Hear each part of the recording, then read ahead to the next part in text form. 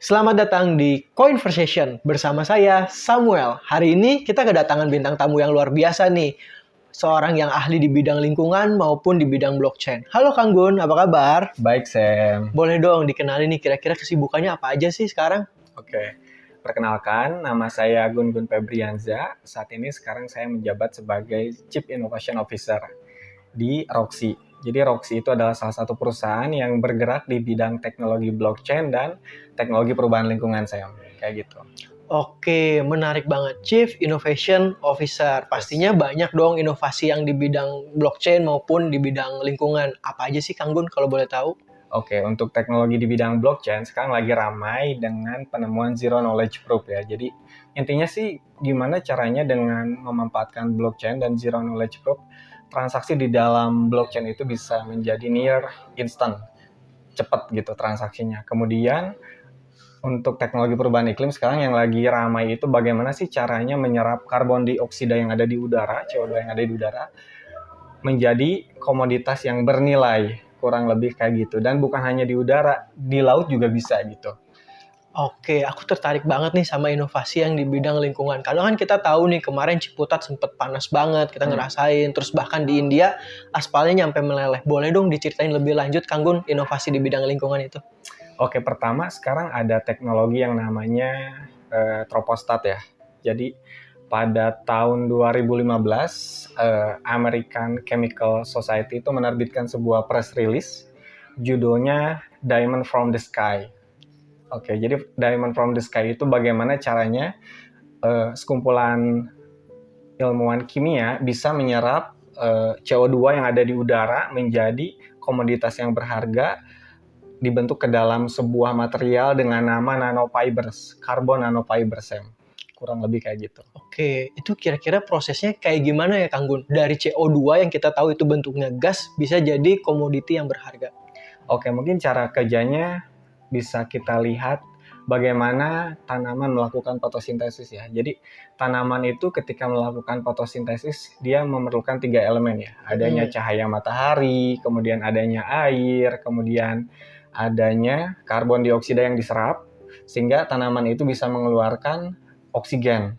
Tetapi kalau kita lihat cara kerja tanaman ini, tanaman itu memiliki daun dan di dalam daun itu ketika dilihat pakai mikroskop dalam ukuran sekitar 20 nanometer dia memiliki mesin fotosintesis yang bisa mengubah CO2 menjadi oksigen tadi kan. Nah, kurang lebih tropostat itu adalah suatu teknologi yang cara kerjanya mirip kloroplas di dalam daun. Jadi dia bisa menyerap karbon. Kemudian karbon itu nanti bisa diatur oleh para ilmuwan untuk menjadi material karbon lainnya. Salah satunya adalah karbon nanofibers. Jadi dalam karbon nanofibers itu kan ukurannya kecil banget ya diameternya, sekitar 1 sampai 1000 nanometer.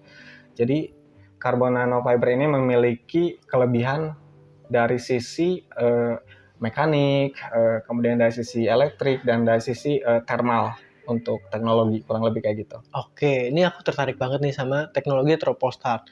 Kira-kira manfaatnya bagi kita itu apa aja sih kan Gun? Apakah cuma mengurangi CO2 atau bagaimana?